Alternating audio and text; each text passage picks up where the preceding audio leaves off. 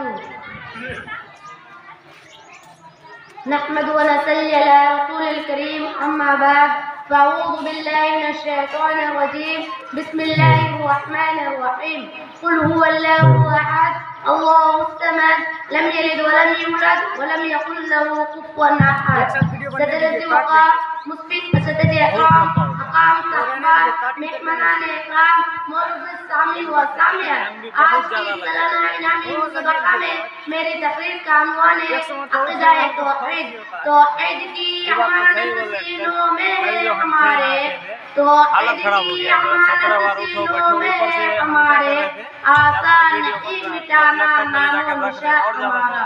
معزز السامعین والسامعات، دین اسلام کا عقیدہ توحید پہلا اور بنیادی رکن ہے. تصور توحید کی اساس تمام معبودان باطلہ کی نفی اور ایک خدا لم یزل کے اثبات پر ہے. عقیدہ توحید ہی نے ملت اسلامیہ کے قائم و بقا اور ارتقاء کا انحصار ہے. توحید اسلامی معاشرے کی روح رواں ہے. عقیدہ توحید ہی نے ملت اسلامیہ کے ایک لڑی میں پیرو کر ناقابل تذکر قوت بنا دیا تھا. عقیدہ توحید کے ساتھ بغیر انسان اللہ تبارک و تعالیٰ کی رحمت اور نبی کریم صلی اللہ علیہ وسلم کی سچی محبت اور شفاعت کا مستحق نہیں ہو سکتا.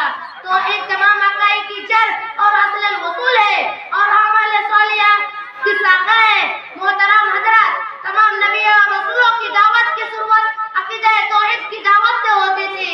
ارشاد ربانی ہے وما ارسلنا من قبلک من رسول الا نوحی الیہ انہ لا الہ الا انا فاعبدون. اسی توحید کی خاطر اللہ کے رسول صلی اللہ علیہ وسلم 13 سال مکہ میں صرف کر دیے، یہاں تک کہ آپ صلی اللہ علیہ وسلم اپنا محبوب وطن مکہ کو چھوڑ کر مدینہ ہجرت کر گئے. عقیدہ توحید کے قرآن کے اندر متعدد عقلی دلائل اللہ تبارک و تعالیٰ نے دیے ہیں.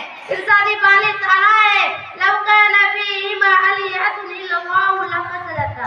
اگر زمین و آسمان میں اللہ کے علاوہ کوئی معبود ہوتا تو وہ دونوں ٹوٹ پھوٹ جاتے. کہیں فرمایا افلا تتقون، تو پھر کیوں نہیں ڈرتے ہو؟ تو کہیں فرقان نہیں فقون کہہ کر متنبہ کیا، تو کہیں توحید کی الوہیت کی اہمیت کو اجاگر کرتے ہوئے کہا وَقَدْ رَبُّكَ وَتَعْبُدُ لِلَّهِ.